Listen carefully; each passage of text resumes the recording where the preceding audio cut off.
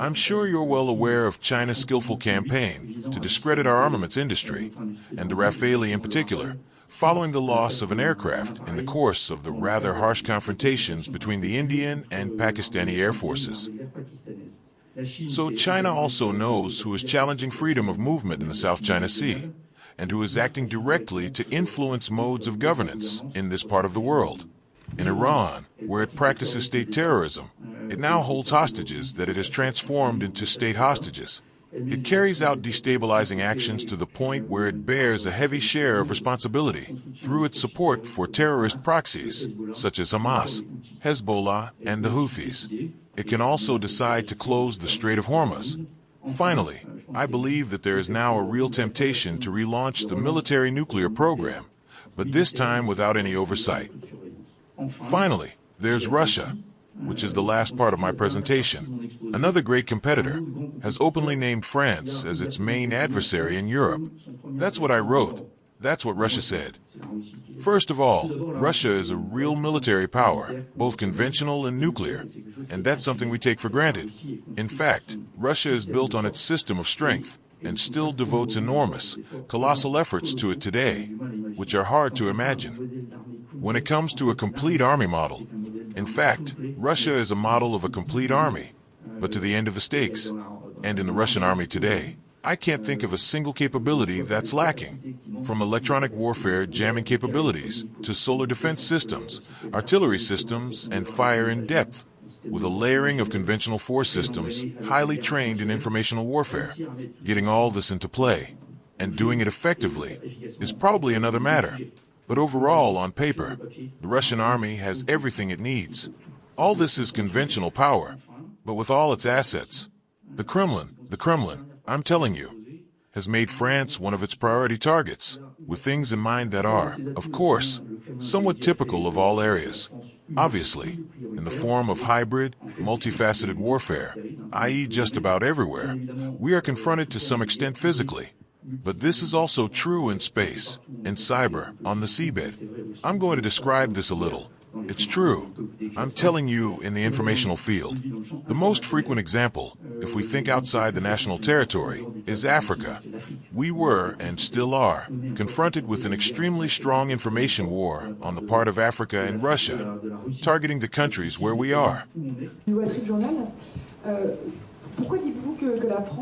Why do you say that France has become Russia's main target in Europe? Do you think that France today faces a greater threat than its European neighbors? In fact, it wasn't me who said it. It was Putin who said it. France is my main rival in Europe. In other words, it doesn't care about other countries, but it does care about us. But I think France is showing its determination to support Ukraine. We had the President of the Republic and our diplomatic corps taking strong action. We have our own armies, and we're up against the Russians in Africa, particularly in terms of Russian information warfare, in which we've invested. And we're not just defending ourselves.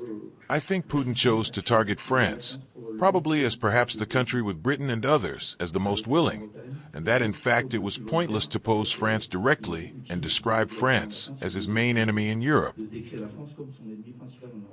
Alors que nous avions prévu de doubler le budget d'ici 2030, while we had planned to double the budget by 2030, we will double it by 2027.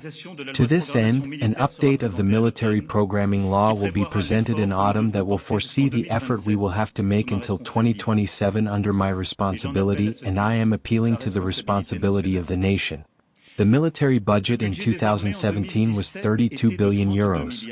An additional effort of 3.5 billion euros will be added to the current military programming law in 2026, and an additional 3 billion euros the following year.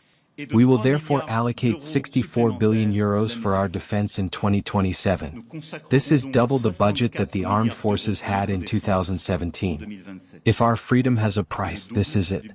We are the generation that did not experience the war, determined that our children know nothing but peace. But let's be clear. We no longer have the peace dividends that our parents benefited from. That's over. Without a doubt, never since 1945 has our freedom been so threatened, and never to this extent. peace on our continent had never depended so much on our present decisions. Let's be clear. To be free in this world, we must be feared. To be feared, we must be powerful, and for that, the nation must be stronger.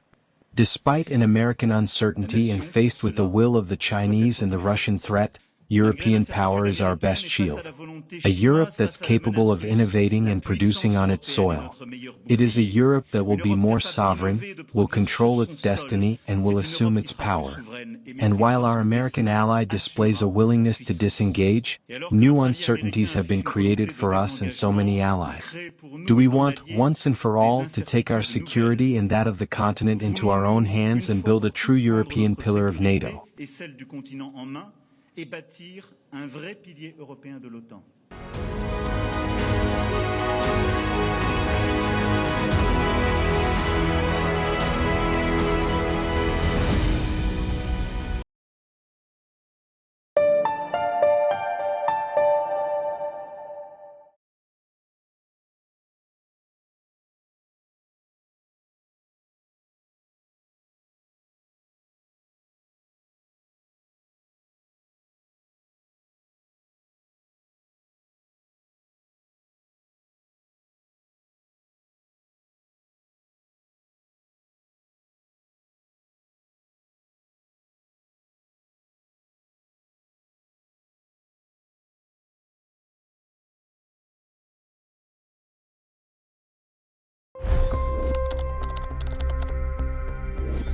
$25 crore गरीब गरीबी को परास्त करके बाहर निकले।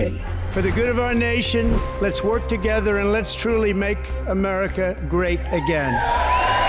The fastest news breaks. Requested PM saying that look, you will have to speak to Putin and to Zelensky.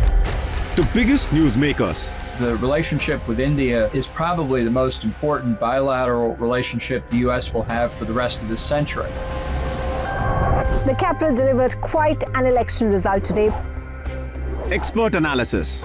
The million-dollar question today is how to stop this dance of death. Ground reports. I'm standing at the crossroad of the Kumbh Mela. Behind me are more than 100 entry ghats. Long-form interviews. Exclusionary politics is reflected in Manipur case as well. You don't bother because this is a small state. Deep dive into burning issues. It's often said DRC could be the richest country in the whole world. It's because of what sits underneath. Why exactly did the US topple the Sheikh Hasina government? HT videos. We don't just break news, we break it down.